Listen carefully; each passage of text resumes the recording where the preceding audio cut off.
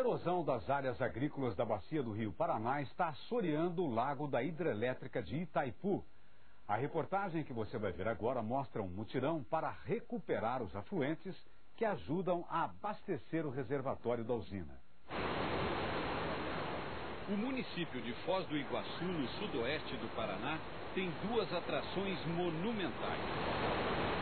A primeira é um presente da natureza. São as cataratas do Iguaçu. Na época da chuva, a vazão das cachoeiras atinge o nível máximo. O espetáculo é tão bonito que pouca gente repara na cor da água, trazida pelas enxurradas.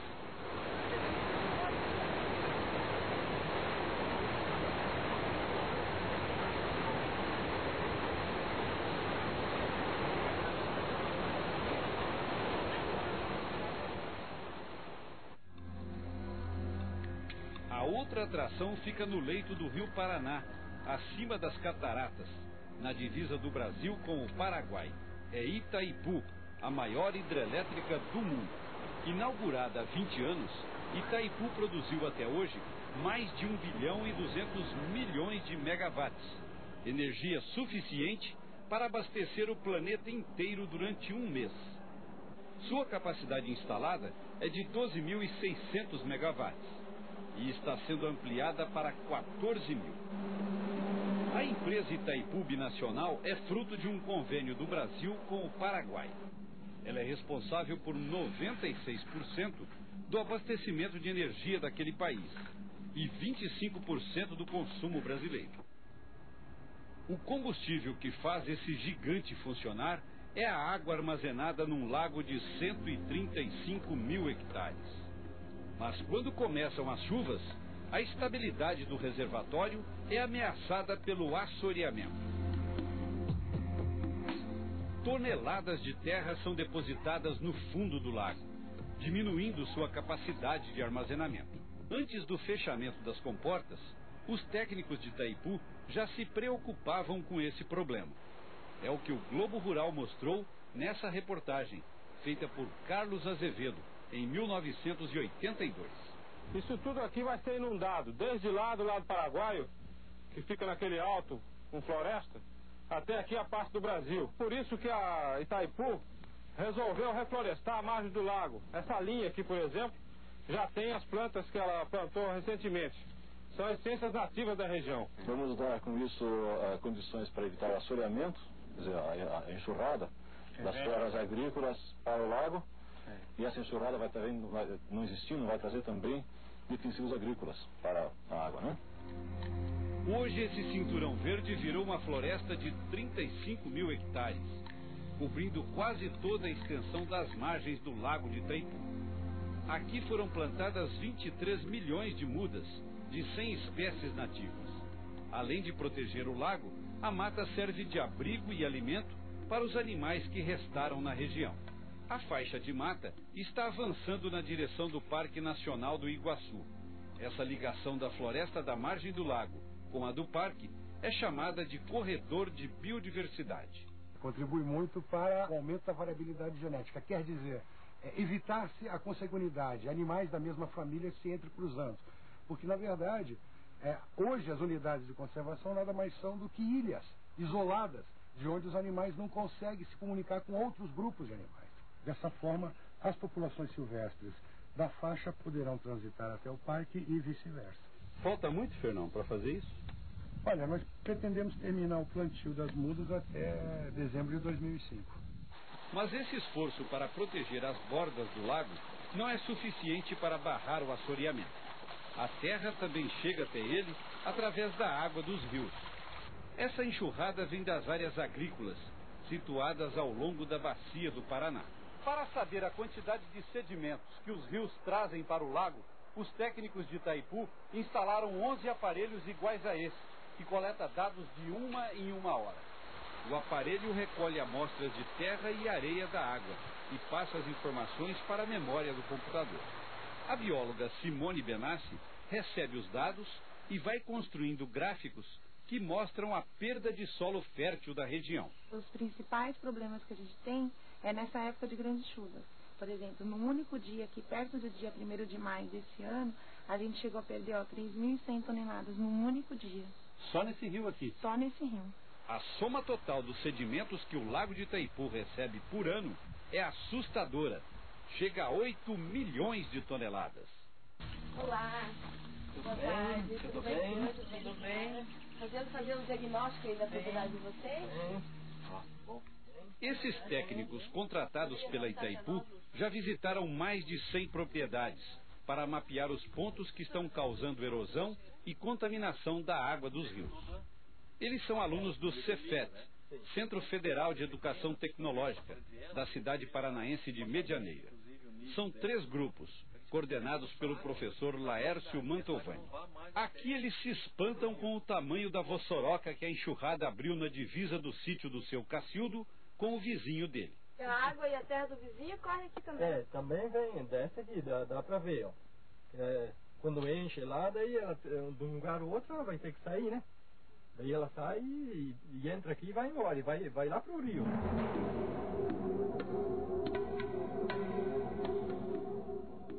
O riacho que corta o sítio do seu Cacildo se chama Alegria, mas na verdade daqui para frente ele deveria se chamar Tristeza, porque o assoreamento praticamente entupiu o leito. Ao lado se vê um restinho da floresta original de araucárias, que por lei deveria estar protegendo as margens do rio. Era um rio normal, assim, tinha o leito, tinha muitos lugares de pescar aí. Estava um rio normal, acabou o rio, virou um brecho. Que antes era um leito só. Um leito só. Virou essas várias. Virou vários lugares que ele sai agora. Laércio, esse aqui é um caso bem dramático, né? Olha, é um caso típico que mostra o que a falta mata ciliar faz. Então a gente está vendo aqui claramente para as pessoas que ainda são contra a mata ciliar, mostrando quanto a falta dela pode gerar de problema. O rio perde a sua força, né? Então ele começa a se espalhar e com isso infiltrar e perdendo então o leito do rio. Vamos à segunda parte da reportagem sobre a poluição que ameaça o Lago de Itaipu. Além do assoreamento, há um outro problema grave nos rios do sudoeste do Paraná. São os dejetos das granjas de porcos. A sorte é que esse drama poderá ter em breve um final feliz. Cumprir a legislação ambiental é o principal problema dos agricultores do sudoeste do Paraná. A região é rica em nascentes, que formam milhares de pequenos córregos, que desaguam nos rios e que, por sua vez, alimentam o Lago de Itaipu.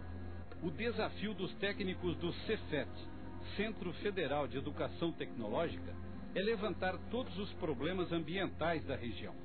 O trabalho coordenado pela empresa Itaipu recebeu o nome de Cultivando Água Boa. No final da vistoria das áreas, eles vão elaborar um mapa de cada propriedade e fazer um projeto técnico, propondo a recuperação total da bacia que abastece o Lago de Itaipu. Bom dia, como está? Bem, você? Tudo bem, sou a Caroline, aluna do Cefet. A equipe do Cefet visita agora o sítio do seu José Maria, que é cortado por esse rio. Uma erosão está começando a se formar nessa área, onde a mata ciliar foi retirada. A tendência é piorando cada vez mais. Aí chega um ponto que nem criação consegue mais passar por aí. E outra coisa, está carregando muita terra pro rio e acaba assoreando o rio também, senhor ali, né? Sim, né? Cria problema para todos, né? O seu José Maria tem apenas 3,5 hectares, onde cria 10 vacas leiteiras. O pasto fica nessa área, onde tem 4 nascentes. O gado tem total acesso aqui. É verdade. Naquela pequena propriedade a gente tem que ocupar o máximo que pode para conseguir, né, manter a criaçãozinha, né? Então ficou assim. Mas na verdade isso aqui teria que ser protegido também, né? A adequação aqui dessa nascente, a adequação ambiental dela, sugere então que seja feito um reflorestamento, né? A jusante aqui toda essa área de pastagem. E também até o vizinho terá que colaborar na divisa, porque ela está muito próxima da divisa. Então terá que ser reflorestada ali também, né? E aqui a parte de cima ela está bem protegida. E evitar o acesso do gado, né? Isolando com uma cerca. Porque não é correto ele vir beber água logo aqui. Esse é o drama do seu José. Para adequar seu sítio à lei, ele vai perdendo grande parte da área. Nesse outro ponto, a nascente está dentro do lugar onde ele cultiva aveia como pastagem de inverno. Cada nascente deve ter no seu entorno um raio de 50 metros de proteção, né, com vegetação. Então, no caso aqui, o senhor tem uma área com bastante insurgências, né, de água, a propriedade bastante rica em água. Então, daria até para considerar a partir do meio dessa região aqui, os 50 metros que vai ter que ser reflorestado. Senhor José, para o senhor não vai ser fácil abrir mão dessa área, né? Olha, até nem tem como, né? Porque se eu estou vivendo em cima dessa pequena área, eu estou vivendo no limite também, né? Então não tem, veja bem, uma pessoa que está vivendo, como eu já disse, no limite, se ele abrir a mão de qualquer metragem dessa área, inviabiliza. Todas essas informações colhidas pela equipe serão usadas na elaboração de um projeto técnico a ser encaminhado para o Instituto Ambiental do Paraná. O projeto vai permitir o licenciamento ambiental da propriedade. Fora da mata e apresenta-se... Eles levaram em conta a situação do seu José, mas mesmo assim, para cumprir a lei, ele vai ter que abrir mão de quase 30% da área que usa hoje. Então nós estamos tendo todo o cuidado para não inviabilizar o trabalho do produtor, visto que ele trabalha apenas com a vaca leiteira e tem uma pequena área de lavoura aqui, né? Como pode ver, a maioria é pasto mesmo, né? Então ele vive do leite. O trabalho é feito em parceria com o Instituto Ambiental do Paraná, que analisa todos os projetos. Como é que vocês do órgão fiscalizador agem num caso como esse? O produtor vai ter que perder aí 30% da área. Como é que fica o caso dele? Olha, esses casos isolados, né, todos eles são remetidos à Promotoria Pública de Meio Ambiente, são analisados tecnicamente pelo promotor e a única autoridade que pode deliberar pela aprovação do projeto é o Ministério Público. O senhor acha que esse esforço, essa espécie de mutirão que está sendo feito, pode dar resultado positivo de recuperar essas áreas? Olha, esse esforço é tudo aquilo que o órgão ambiental sempre sonhou. Na verdade, ele teria que fazer isso através de uma multa e através dos seus recursos próprios. E com esse projeto ele poderá fazer com um prazo maior e com aporte financeiro dado aí pelos órgãos internacionais, pela Itaipu, pelo próprio Estado. Um dos problemas mais sérios do projeto é resolver a questão dos resíduos que saem das granjas de criação de porcos. Só na região sudoeste do Paraná existem 4.000 granjas, onde se cria 250 mil porcos. No total são 1.750.000 litros de dejetos despejados no ambiente todos os dias. Uma parte ainda vai direto para os rios, causando muitos problemas. A cidade de Medianeira, por exemplo, que tem mais de 40 mil habitantes, já teve que interromper o abastecimento de água mais de uma vez por causa da poluição. Os resíduos das granjas também causam problemas para a produção de energia. Eles aceleram o desenvolvimento das plantas aquáticas. Em Itaipu, ainda não chegou a causar problema, mas existem casos graves em outras usinas. No reservatório de Jupiá, eles pararam a produção de energia por causa das plantas aquáticas. Muitas plantas, travando assim a turbina. As granjas de porcos também estão sendo vistoriadas pelo projeto Água Boa, para se adequar à lei. Essa aqui, do município de Céu Azul, que tem 5.000 porcos, produz 35.000 litros de dejetos por dia.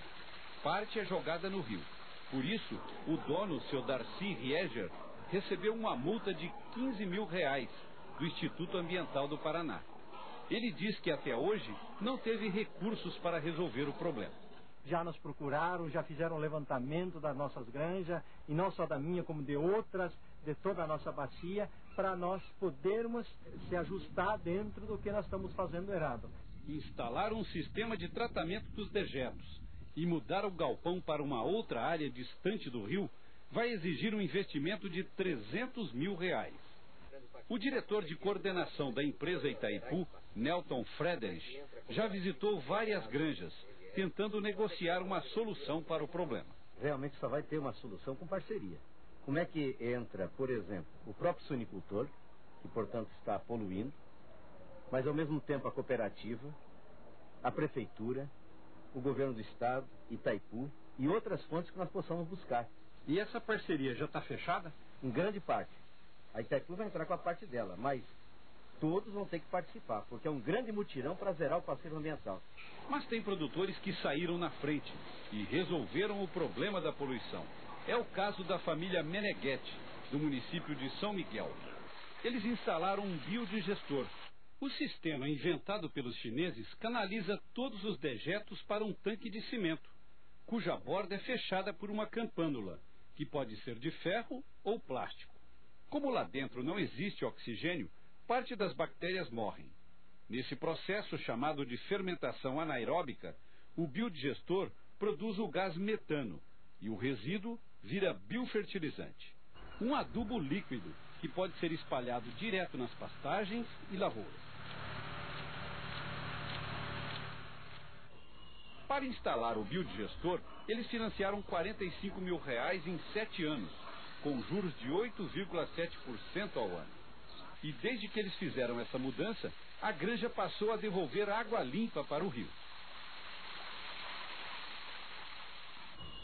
Aqui na granja, o gás é armazenado nesses balões. Ele toca um gerador de energia que alimenta todos os galpões.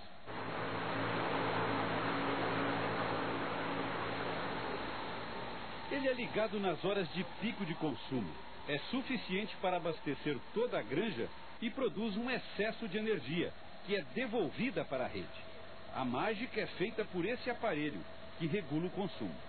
Quando a produção de energia do gerador é maior que o consumo da granja, ele faz a conversão do excesso. Repare bem no disco marcador. Veja que ele passa a girar ao contrário. Com isso, desconta o que já havia marcado antes. Isso só pode ser feito no pico de consumo e com a autorização prévia da concessionária que fornece energia. É um relógio desmarcando aquilo que a gente marcou durante a noite e durante o dia, no período que não estava ligado o gerador. Significa aí uma economia aí de R$300, R$400 por mês. Se não fosse utilizado na produção de energia, o gás metano, que contém carbono na sua composição, subiria para a atmosfera, causando danos à camada de ozônio, como explica o engenheiro agrônomo Cícero Bley, contratado pela Itaipu para assessorar os agricultores.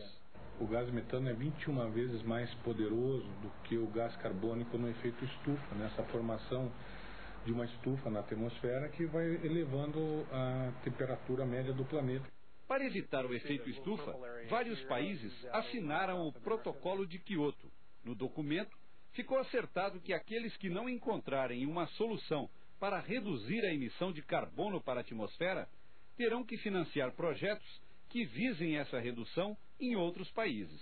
E a suinocultura representa uma imensa possibilidade de prestar esse serviço planetário de retenção do gás metano. A granja Meneghetti, por exemplo, que tem 200 matrizes, pode receber um ganho extra anual de $2.500 de créditos de carbono. Os biólogos do Instituto de Tecnologia do Paraná, o TecPar, estão desenvolvendo um projeto para a gente poder se cadastrar para receber esses créditos. Na primeira fase do projeto de despoluição das granjas, coordenado por Itaipu, 40 produtores serão beneficiados com um crédito aprovado pelo Banco Mundial para a instalação dos biodigestores. A esperança é que num futuro muito próximo, todos os produtores possam seguir o exemplo da granja Meneghetti, que já consegue conciliar a produção de alimentos, a geração de energia e a preservação do ambiente. A tudo isso, os técnicos resolveram dar um nome bonito. É o desenvolvimento sustentável.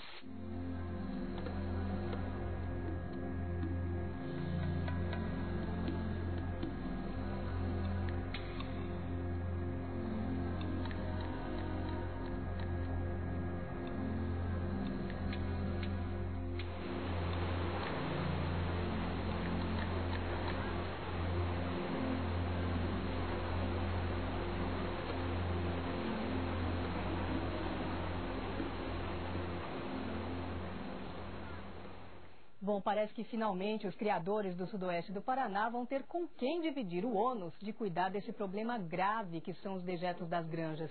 É um exemplo a ser seguido também em outras